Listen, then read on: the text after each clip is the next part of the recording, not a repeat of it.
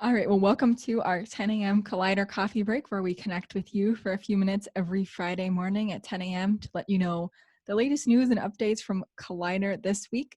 So thanks for joining us for a few minutes this morning. So it's been a big week this week. So I'll turn it over to Jamie to start us off. Yeah, well, first of all, I just want to congratulate Shrpa. Shrpa did a lot of things this week, it seems like. So it was announced this week that Shrpa was accepted into the gBETA Greater Minnesota Accelerator. So that was a huge thing. They've already started work as uh, with that current cohort of 4 different companies, which is really cool. And you know, we talk about COVID being good and bad, but really at the end of the day, I think without COVID, they would have never done this virtual accelerator. So I think it'll help just move Sherpa forward. And again, a great regional story. That regional story continues.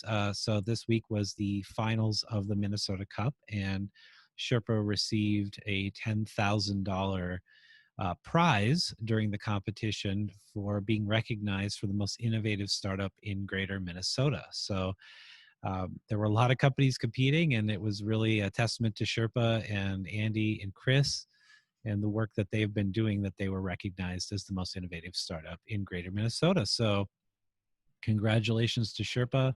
They've done a fantastic job, and continued success. The next thing I wanted to talk about was yesterday I was on a panel for Twin Cities Startup Week talking about rural innovation. So it was really highlighting what's going on in Greater Minnesota, and that rural innovation just isn't about food or ag. It can be a number of things. So we highlighted Sherpa again. Chris joined us on the panel to talk about really the business of agritourism and getting to know the local and support the local businesses that really make your community a strong community. And then we had Jack from Poultry Patrol, which is using a very automated robotic system with turkey flocks. And so talking about engineering and technical pieces that can help and thrive in rural environments. So uh, it was a great talk and really exemplified the work that's been done with our E1 partnership to really solidify the resources that that 14 other organizations in Southeast region have to really benefit entrepreneurs. So really enjoyed taking part in that, and hopefully we'll see more of this virtual Twin City Startup Week. I think today or yesterday was the last day, and there were a lot of great panels. I participated in quite a few as just listening sessions, listening in on it, and normally I wouldn't get a chance to do that because I can't spend a solid week up in the Twin Cities. So I think it was a really great time. The final thing I wanted to say is next week, 1 Million Cups comes alive again. Not all the details are worked out as of this recording. So check the 1 Million Cups Rochester page, which I believe is just one. Is it 1 Million Cups It's 1 million cups. dash Rochester? Or Uh, Rochester dash 1 Million Cups. just Google 1 million cups Rochester and you'll find it. You'll find it. Just make sure you're not in New York. So yeah, so hopefully we'll hear about some great speakers. And again, the details aren't all solidified yet. So, but definitely check out that page to find out more and participate. And with that, I'll hand it back to Amanda.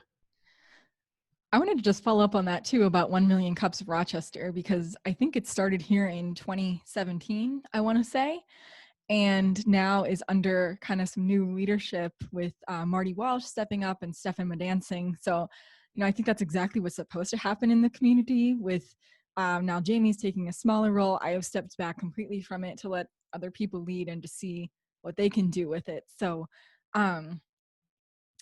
I just want to say thank you to them because it's a lot of extra work to do, and I think it's good that the community is mindful of that as well, that a lot of these things are completely led by volunteers, and if volunteers don't do it, they won't exist anymore. So shout out to Marty and Stefan for stepping up and doing this work in the community here. So I wanted to start off talking about our ecosystem navigators. So we are in the second phase of our ecosystem navigator program to help lower barriers to entrepreneurship here in Rochester, especially amongst entrepreneurial populations that are typically left behind and underserved. So our three navigators, we will hopefully have them on this video pretty soon. But you can find out more information about them. We officially have a page now on the Collider website. You can find it at the header. It's just called Ecosystem Navigators, and you can read more about this program, this pilot program there. And you can also send an email and connect in with any one of the three navigators on there as well. A reminder to everybody, this is a pilot program. And for this pilot, we had to choose where these navigators would serve because of the strict limitation of their time that we were able to support. So for this pilot program, these navigators are serving the Latino, Hispanic, female, and Black entrepreneurial communities, specifically in Rochester. So if you're an entrepreneur, a small business owner, or an aspiring entrepreneur that fits into those categories, we encourage you to reach out to our navigators to chat. If you don't fall into one of these categories, that doesn't mean that Collider is not going to serve you. We encourage you to reach out to myself or Jamie. If you don't have our emails, it's very simple, just hello@collider.mn, and you will be able to reach both of us, and we will respond to you. So yeah, I'm excited to get them started. They are meeting with some service providers, some leaders in the community, and some entrepreneurial service organizations for the next couple of weeks, and then they will officially be fully launched, but they can start meeting with entrepreneurs now as their schedule and time permits. So welcome to Sarah Louise, Chris, and Julio, and you will see and hear more from them very soon. So on Rochester Rising this week, we aired podcast episode 193, where I got to chat with two members of a Rochester-based startup called Nanodropper. So I chatted with CEO Alyssa Song and their marketing manager, Robbie Spencer. Nanodropper launched in 2018 here in Rochester, and they have a split team between Minnesota and Washington State.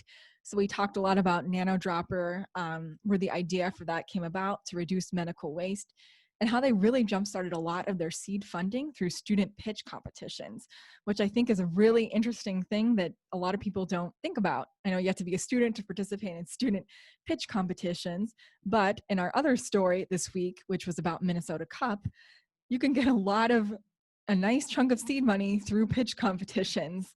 So Jamie talked about Shrpa, who won some money at Minnesota Cup.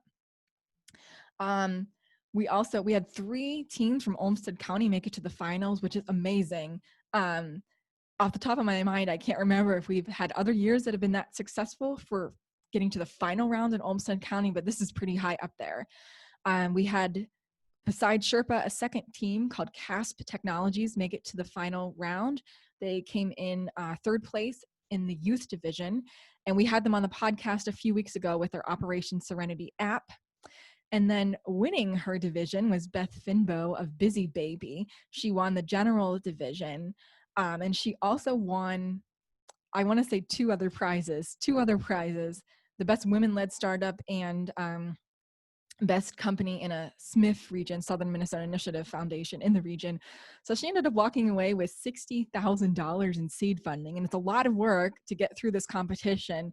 But that just shows, what you can do with putting yourself out there besides getting mentorship and putting in a lot of hard work. So a big congratulations to all 3 of these companies for making it that far, making it to the end, and for being great representatives of Rochester and our region here. So one final thing I wanted to mention today, I just got in my email this morning, Rise of the Rest and Opportunity Hub and 100 Black Angels and Allies are putting on an equity edition of the Rise of the Rest tour. This is typically a bus tour. Obviously with COVID, it's not a bus tour, it's virtual, to get venture capitalists, investors in front, or get startups in front of venture capitalists and investors that are not in areas where we typically see investment. So this has a specific focus on equity. It's a startup competition with $2 million of seed funding available as prizes for Black founded companies across the US, headquartered outside of Silicon Valley, Boston, and New York City. So if you know somebody who would be interested in this, would be great to apply. Encourage you to help have them check it out. The application for this closes on October 25th, but it's an amazing opportunity, and they have specific focus outside of Silicon Valley, Boston, and New York City.